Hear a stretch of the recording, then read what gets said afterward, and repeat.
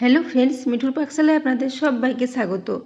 আজ আমি 1 কাপ বেসন ও 1 কাপ চিড়া দিয়ে ভীষণই টেস্টি একটা রেসিপি আপনাদের সাথে শেয়ার করছি। এই জন্য এখানে একটা পাত্র নিয়ে নিয়েছি, তাতে একটা স্ট্রেনার নিয়ে নিয়েছি, এতে মেজারিং কাপ মেপে 1 কাপ পরিমাণে বেসন নিয়েছি।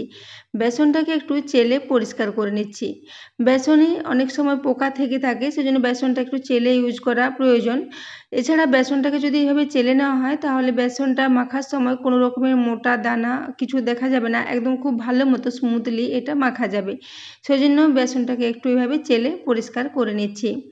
তো বন্ধুরা, আজকের রেসিপিটা সম্পূর্ণ নতুন ধরনের ভীষণই টেস্টি একটা রেসিপিটা যদি ভালো লেগে থাকে তাহলে অবশ্যই চ্যানেলটি সাবস্ক্রাইব করে আমার পাশে থাকবেন এবং পাশে থাকা বেল আইকনটি অবশ্যই প্রেস করে রাখবেন, তাহলে আমি যে কোনো নোটিফিকেশান ছাড়ি না কেন তা সবার আগে আপনার কাছে পৌঁছে যাবে। তো দেখুন, বেসনটা এখানে চেলে পরিষ্কার করে নিয়েছি। এরপর এখানে এটাকে অল্প অল্প করে জল দিয়ে একটা বেশ মিডিয়াম ঘনত্বের ব্যাটার মতো রেডি করে নেব। তো দেখুন, এটা চেলে খুব ভালো মতো পরিষ্কার হয়ে গেছে। এরপর একটা গ্লাসে জল নিয়েছি, এখান থেকে অল্প অল্প করে জল দেব আর এই চামচে করে এটাকে ক্রমাগত নাড়াচাড়া করতে করতে খুব ভালো মতো একটা ব্যাটার রেডি করে নিচ্ছি। আজকের এই রেসিপিটা ভীষণই খাস্তা ও মুচমুচে মতো রেডি হয়েছিল। বর্ষাকালের দিনে বিকেলে চায়ের সাথে স্ন্যাক্স হিসেবে এটাকে বানিয়ে নিতে পারেন, কিংবা সকালে ব্রেকফাস্টে বা বাচ্চাদের স্কুলের টিফিনেও এটাকে বানিয়ে নিতে পারেন, ভীষণই টেস্টি লাগবে। তো দেখুন, এরপর আমি অল্প অল্প করে জল দিচ্ছি আর এটাকে খুব ভালো করে মিশিয়ে নিচ্ছি। তো ক্রমাগত মাখতে মাখতে এটা খুব ভালো একটা স্মুথলি ব্যাটার মতো রেডি হয়ে যাবে।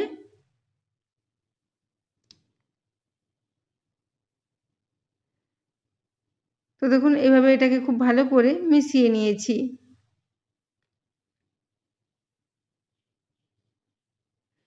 তো দেখুন, এটার মধ্যে আর এখন কোনো দানা দেখা যাচ্ছে না, বেশ একটা স্মুথলি ব্যাটার রেডি হয়ে গেছে এবং এর ঘনত্বটা দেখে বুঝতে পারছেন একটা বেশ মিডিয়াম ঘনত্বের ব্যাটার মতো রেডি হয়েছে।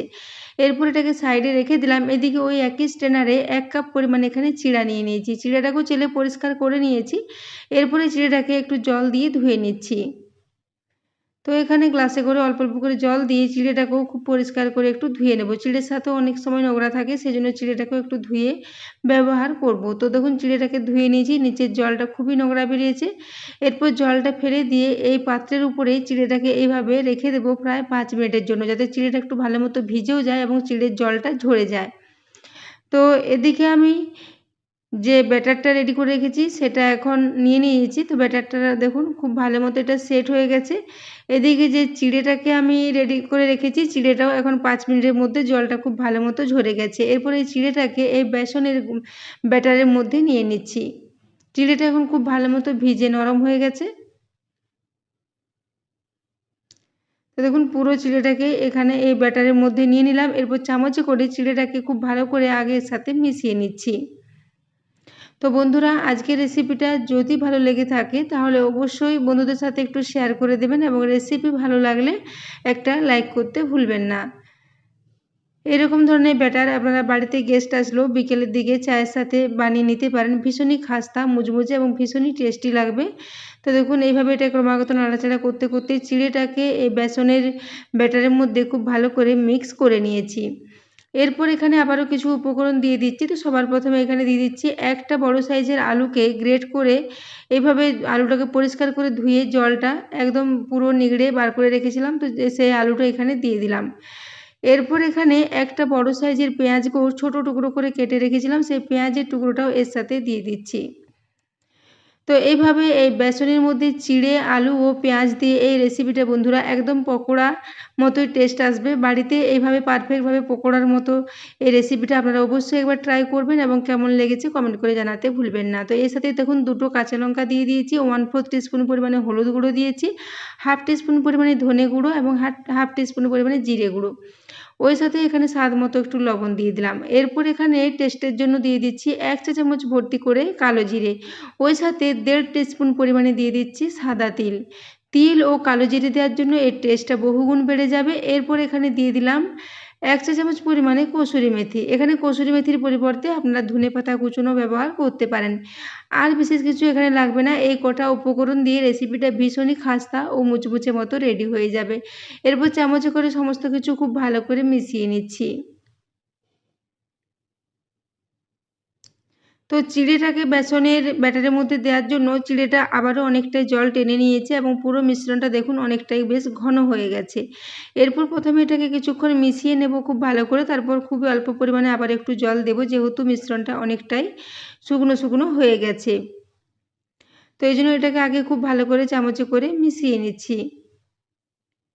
তো বন্ধুরা, আজকের রেসিপিটা বাড়িতে অবশ্যই একবার ট্রাই করবেন এবং রেসিপিটা কেমন লেগেছে কমেন্ট করে জানাতে ভুলবেন না।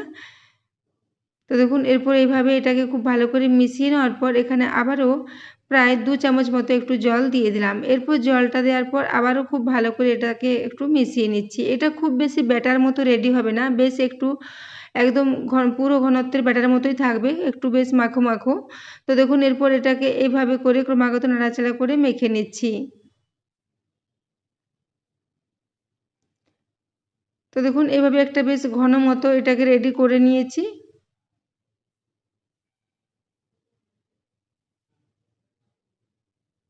তো এটা এখন একদমই রেডি হয়ে এসেছে।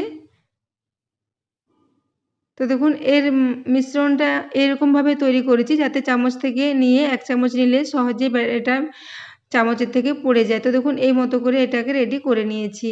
খুব বেশি ব্যাটার মতো না, আবার খুব বেশি শক্ত ডো মতো না, এরকম বেশ একটা তৈরি করে নিয়েছি। এরপর একটা আমি হাতা নিয়ে নিয়েছি, হাতার সাহায্যে আবার একটু খুব ভালো করে মিশিয়ে নিলাম। এরপর হাতায় করে বেশ হাফ হাতা পরিমাণে এই মিশ্রণটা নেব আর তেলের মধ্যে দিয়ে এটাকে একটু ফ্রাই করে নেব। তো দেখুন তার জন্য আমি আগে থেকে হাফ কাপ পরিমাণে তেল গরম হওয়ার জন্য রেখে দিয়েছিলাম। তেলটা খুব ভালো মতো গরম হয়ে গেছে। এরপরে হাতার সাহায্যে অর্ধেকটা পরিমাণে ব্যাটার নিচ্ছি আর এইভাবে ছোট ছোট গোল গোল করে এই তেলের মধ্যে দিয়ে দিচ্ছি।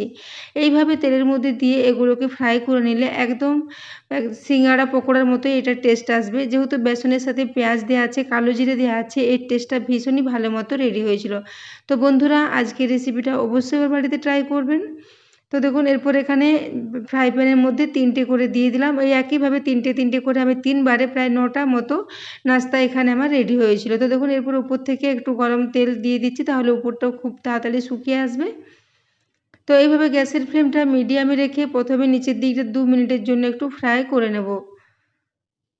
তো দেখুন 2 মিনিটের জন্য একটু ফ্রাই করে নিয়েছি। এরপর এগুলোকে উল্টে দিচ্ছি। তো দেখুন নিচের দিকটা ভীষণই লালচে মতো ফ্রাই হয়ে গেছে। এরপর এগুলোকে উল্টে নিচ্ছি। উল্টে দেওয়ার পর মিডিয়াম ফ্লেমে অপর দিকটাও প্রায় 2 থেকে 2.5 মিনিট পর্যন্ত একটু ফ্রাই করে নেব। তো দেখুন এরপর এগুলোকে সমস্ত উল্টে দিলাম। তো এইভাবে উল্টে পাল্টে এগুলোকে প্রায় 5 মিনিট পর্যন্ত একটু লালচে করে মিডিয়াম ফ্লেমে ফ্রাই করে নিয়েছি। তো দেখুন এরপর দুদিকটাই খুব ভালো মতো ফ্রাই হয়ে গেছে। নিচের দিকটাও খুব ভালো মতো একটা কালার চলে এসেছে। এরপর এগুলোকে একটা প্লেটের মধ্যে তুলে নিচ্ছি। তো বন্ধুরা, আজকের এই রেসিপিটা আপনারা চাইলে যে কোনো ধরনের চাটনির সাথে এটাকে সার্ভ করতে পারেন কিংবা বিকেলে চায়ের সাথেও এটাকে সার্ভ করতে পারেন। খেতে ভীষণই ভালো লাগবে। তো দেখুন এরপর একটা প্লেটে সমস্তগুলো তুলে নিচ্ছি এবং একইভাবে আমি আবারও যে 6টা নাস্তা মতো রেডি হয়েছিল সেগুলোকে রেডি করে নেব। তো এখানে প্রথমে 3টা ফ্রাই করে নিয়েছি। এরপর 3টে করে আবারও 2 ব্যাচে এগুলোকে করে নেব। তো বন্ধুরা, আজকের রেসিপিটা বানিয়ে নেওয়া ভীষণই সহজ। বাড়িতে থাকা কয়েকটা উপকরণ দিয়ে খুব সহজেই এটা রেডি হয়ে যায় এবং বানাতে সময়ও খুব বেশি লাগে না। তো দেখুন এরপর এগুলো একটা প্লেটে সাজিয়ে নিয়ে সার্ভ করে দিয়েছি। তো এর আওয়াজটা একবার আপনাদের দেখিয়ে দিচ্ছি কতটা খাস্তা ও মুচমুচে মতো এগুলো রেডি হয়েছে। তো দেখুন উপর থেকে ভীষণ খাস্তা ও মুচমুচে মতো রেডি হয়েছে। যেহেতু এখানে বেসনের ঘোলের মধ্যে চিড়ে ও আলু দেওয়া আছে, সেজন্য এগুলো ভীষণই খাস্তা মতো রেডি হয়েছিল। তো দেখুন এরপর একটা ভেঙে দেখিয়ে দিচ্ছি। ভীষণই খাস্তা ও মুচমুচে একটা রেসিপি। তো বন্ধুরা, আজকের রেসিপিটা এতক্ষণ পর্যন্ত দেখার জন্য আপনাদের অশেষ ধন্যবাদ। আবারও চলে আসবো নিত্য নতুন কোনো রেসিপি নিয়ে।